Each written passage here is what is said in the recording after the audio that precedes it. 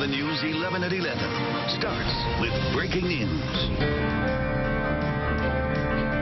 Absolutely senseless. Tragedy and terror at a Squirrel Hill Synagogue. It's shocking. These are our friends. These are our neighbors. Violence born of hate. Today, the nightmares hit home here in the city of Pittsburgh. Now the suspect is charged. And just hours after his rampage, a message sent loud and clear. This is Mr. Rogers' neighborhood. Evil and contempt will not win here.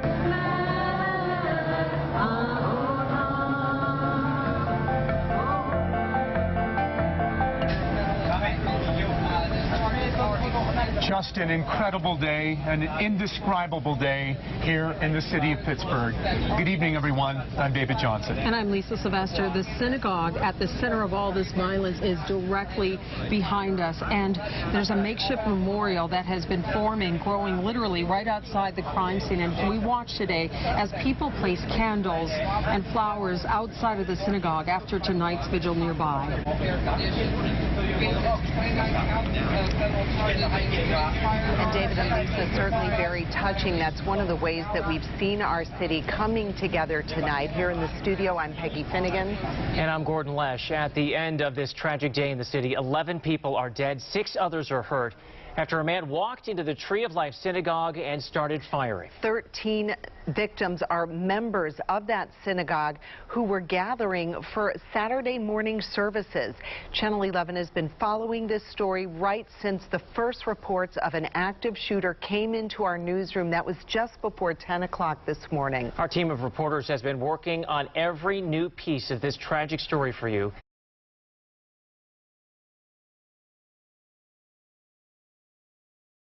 On Pittsburgh's Action News 4. Initial reports of an active shooter, one down in the Tree of Life Synagogue. It's a very horrific crime scene. It's one of the worst that I've seen. It was just another Saturday in October in Pittsburgh, and it ended up in one of the worst days in our city's history. In times of tragedy, people always need to be together.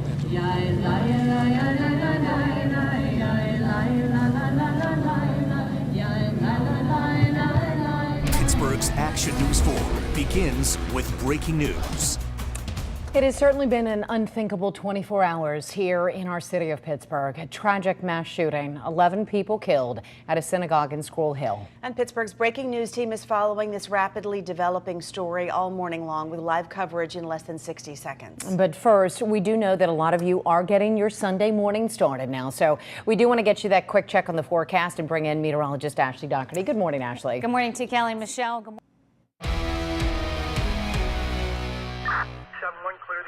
Surrender in progress. Suspects crawling out at this time. Clear the air. Suspect's crawling. He's injured. Not even 3 yards. SWAT's talking to him. Tell him to continue to crawl at this time. 7-1 suspects talking about all these Jews need to die. We're still communicating with them. 2-9 to pack 7-1. 7-1. Yes, the suspect keeps telling about killing Jews. He doesn't want any of them to live. Horror and hate in our home. This morning, Pittsburgh is waking up still trying to make sense of a tragedy. And what we know, at least 11 people gunned down in that shooting at a Squirrel Hill synagogue. You just heard the police radio dispatches from those terrifying moments at the Tree of Life synagogue, moments that have now changed so many families' lives forever. Here is the latest information this morning coming in from overnight. What we know, 8 men and 3 women were killed. 2 other people inside that synagogue were also injured during the gunfire. Also injured, though, 4 Pittsburgh police officers. And this is a look at the man police say is the shooter, 46-year-old Robert Bowers, who is facing dozens of charges, including 11 counts of criminal homicide and multiple counts of ethnic intimidation. He was also injured during an exchange of gunfire with police. And Pittsburgh's breaking news team covering every angle of this tragedy for you this morning.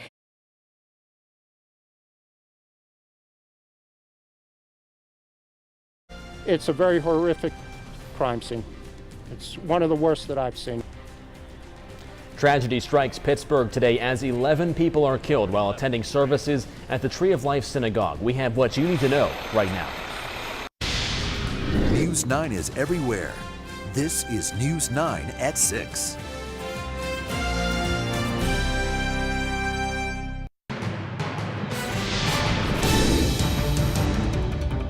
This is the most horrific crime scene I've seen in 22 years with the Federal Bureau of Investigation. Members of the Tree of Life Synagogue, conducting a peaceful service in their place of worship, were brutally murdered by a gunman targeting them simply because of their faith. Police continue to investigate after 11 people are killed and 6 people are injured in an active shooting in Pittsburgh. Thank you for joining us this evening. I'm Anthony Kahn. Here's what we know right now. At about 10:30 this morning, a heavy police presence was sent to the Tree of Life Synagogue in Squirrel Hill. Residents were told to stay in their homes as police responded to the situation. 11 people were killed and 6 were injured, including 4 police officers, and 1 person was taken into custody. NewsON's Alex Taylor has been there all day long. She joins us live now from Pittsburgh with the latest information. Alex.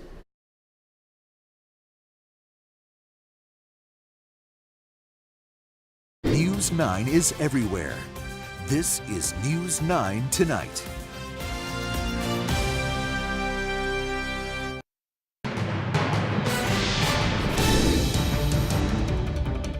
This is the most horrific crime scene I've seen in 22 years with the Federal Bureau of Investigation. Members of the Tree of Life Synagogue, conducting a peaceful service in their place of worship, were brutally murdered by a gunman targeting them simply because of their faith. Shock and sadness in Pittsburgh after 11 people are killed and 6 more injured in a shooting at a synagogue today. Thank you for joining us. I'm Anthony Kahn. Here's what we know.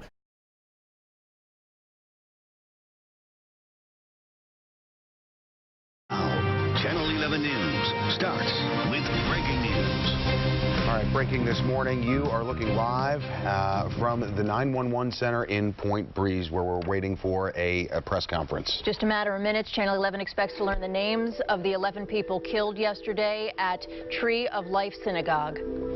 New this morning, dozens of more charges have been filed against the man police say gunned down those community members at that synagogue.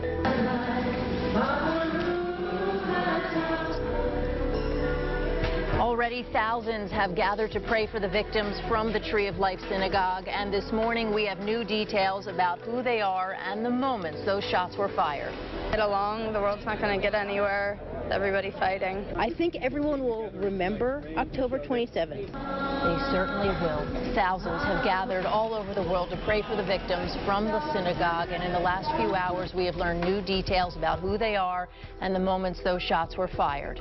And those seeking their destruction, we will seek their destruction.